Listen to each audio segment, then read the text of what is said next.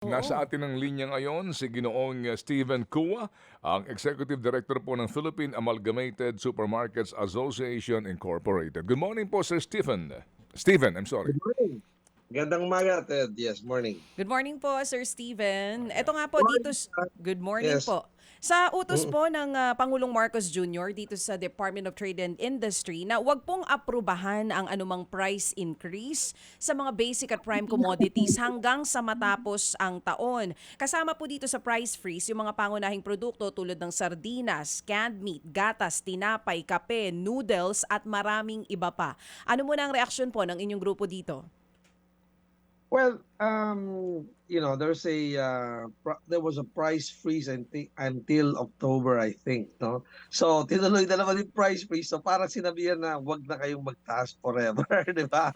Ah, Oo. Short term, syempre it's good for the people, di ba? Hindi nagkakaproblema ang tao na taas ang presyo ng bilihin aside from syempre gasolina, kuryente, no, at iba pa.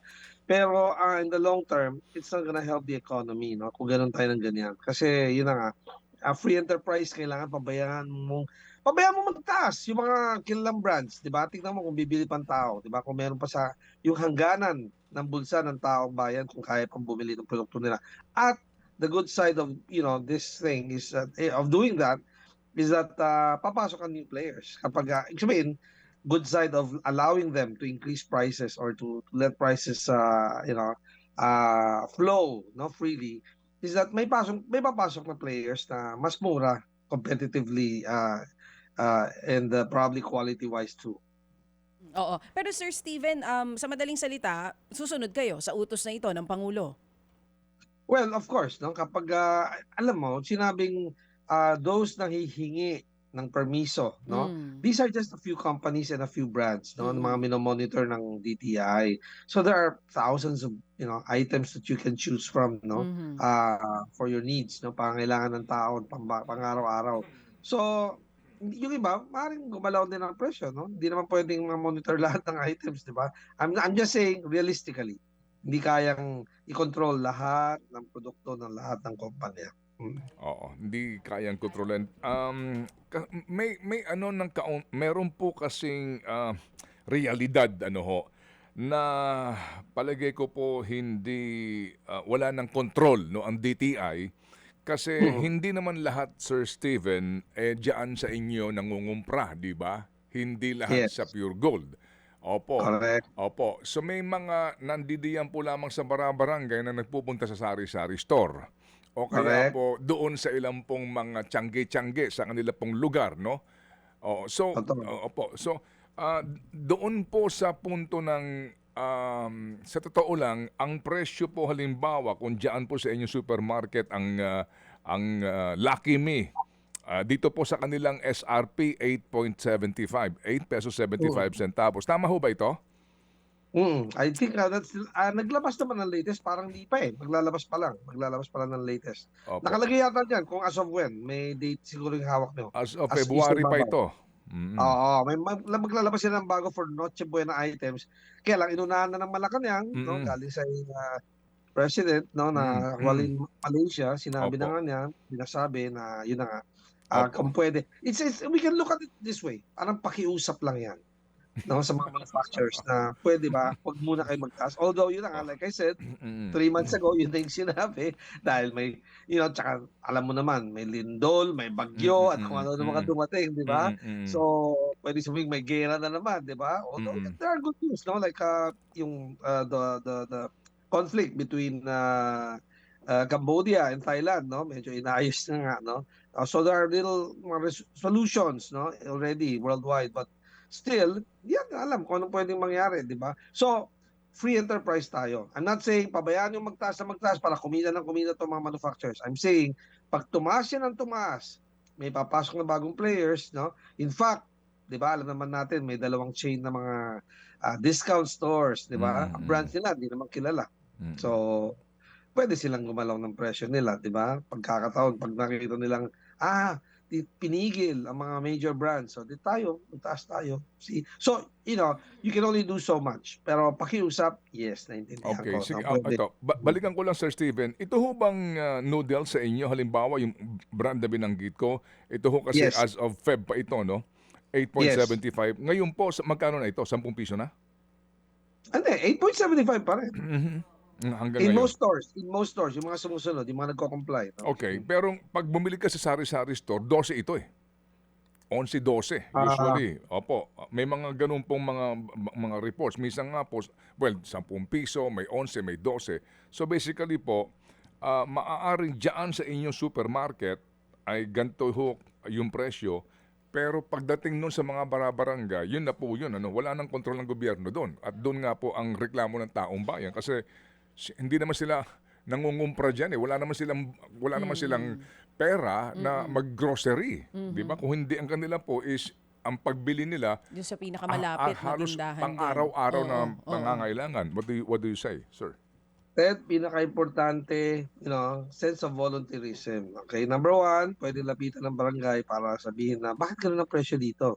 Ngayon, kung ang sari-sari store, nasa ibabaw ng Taal Volcano at meron doon, may tindahan doon, di ba? Ay napakalayo. The cost of bringing the goods up there, Mhm. justified naman siguro, di ba? Mhm. Kaya lang, on the other hand, may choice ang consumer. Huwag mong bilhin yung brand na yon. Bumili ka ng ibang brand, I'm sure Mhm. merong mas mura. Mhm. And alam ko na meron, di ba? So, mayroong mga gustong pumasok sa merkado natin, no? Ibenta yung kanilang brand, kaya lang di makapasok dahil yun na nga, ah, you know, talagang namamayagpag ang mga leading brands, no? Because of commercials, endorsements, no? Social media, no?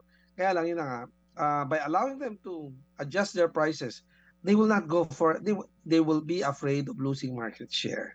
That is already reason enough for them not to continuously increase prices or continuously decrease the quantity of their product. No? Oo. Mhm. Sir Steven, sabi nyo kanina, Yes, Chuck. pakiusap ito ng Pangulo. Mm. So, siguro may Mm. mga susunod, pero meron ding ilan na matitigas ang ulo. Mm. Ano po bang, paano po ba yun? Hindi naman kasi po pwedeng magdikta lang dahil meron din Yes. pong mga computation na ginagawa itong mga kumpanya na ito?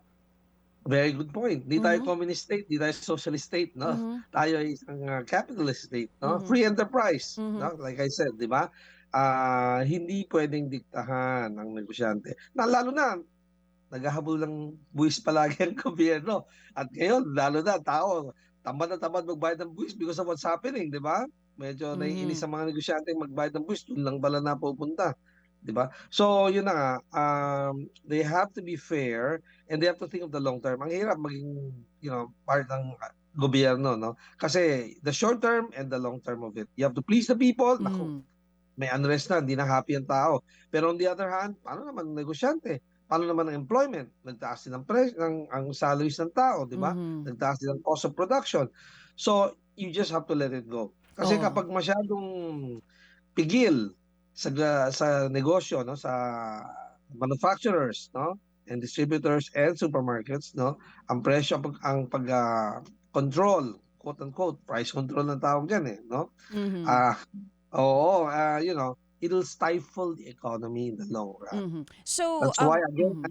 I just like to say this, that Yes. sana mag-isip tayo continuously until the next few administrations and not only the current palagi. Oo. Mm. Kumbaga pang long term sana ang isipin, wag yung ganito. Pero Correct. kung kayo po ang tatanungin, ano po Yes. sanang suhestyon ninyo para syempre maproteksyonan yung consumers at hindi rin naman po maagrabyado itong mga retailers and manufacturers natin? Educate the consumers. Give them power to choose. Di ba? Like I said, yung dalawang chain na lumabas, di ko sinabi doon kayo mamili. It's your choice. But again, may choice ba? Yes, may choice, di ba?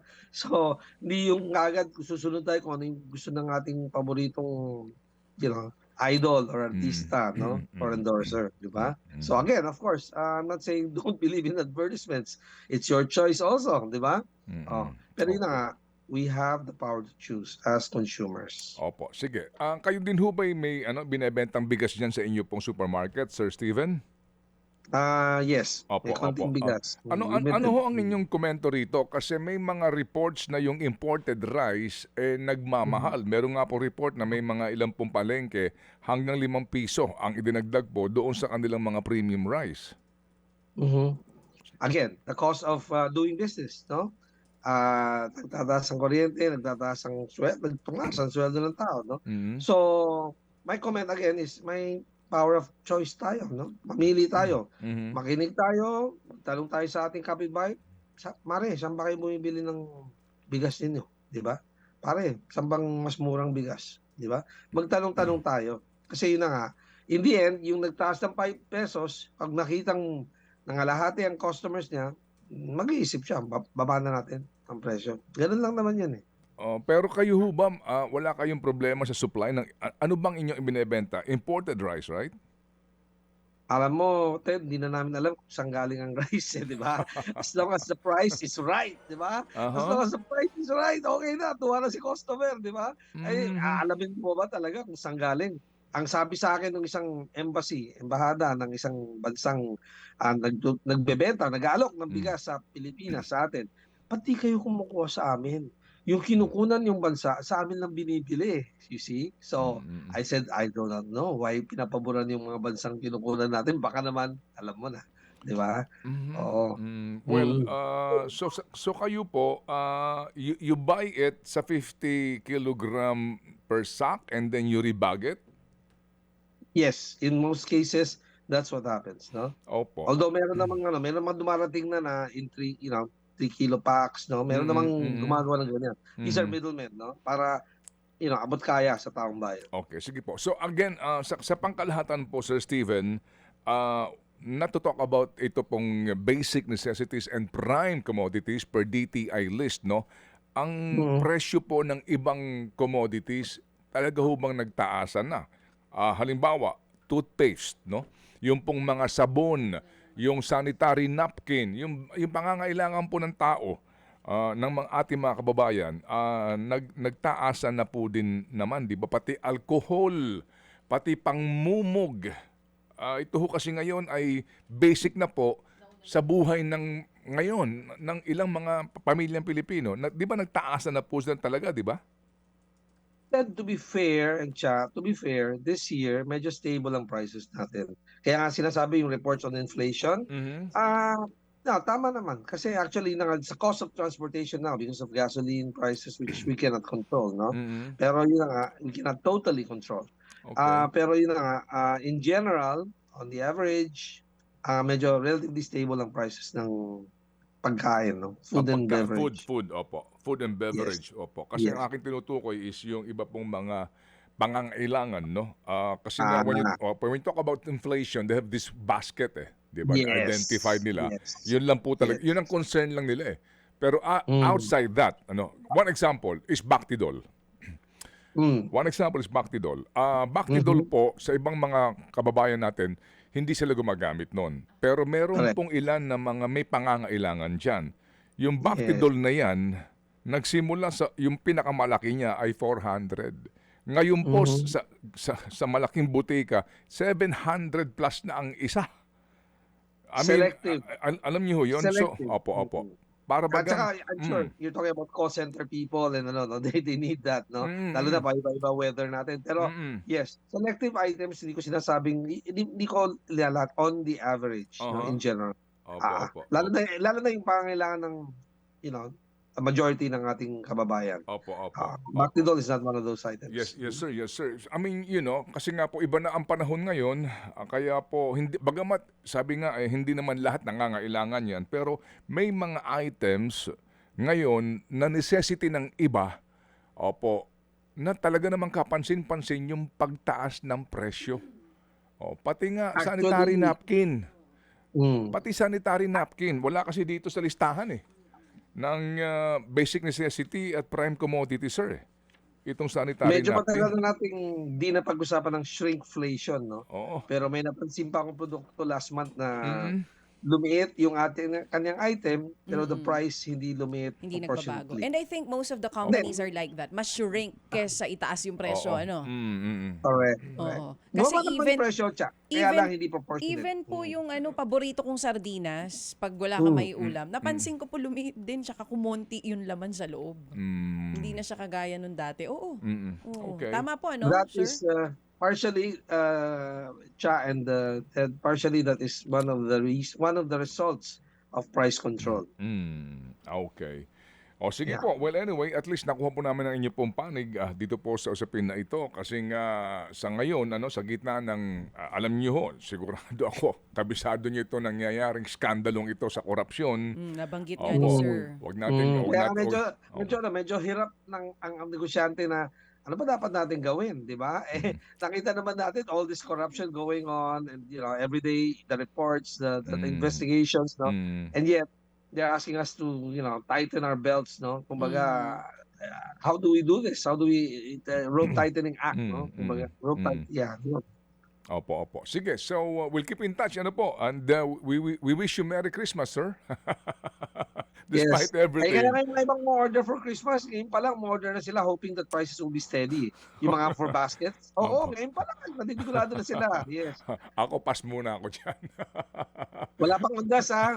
Ted, Sige. wala pang undas. Sige. Have a Salamat good po. day. Have a good Salamat, day, Sir Ted. Steven. Mabuhay po. Thank Have a you. good day. Salamat. Yes. Sige na, Steven. Kuma po ang Executive Director ng Philippine Amalgamated Supermarkets Association.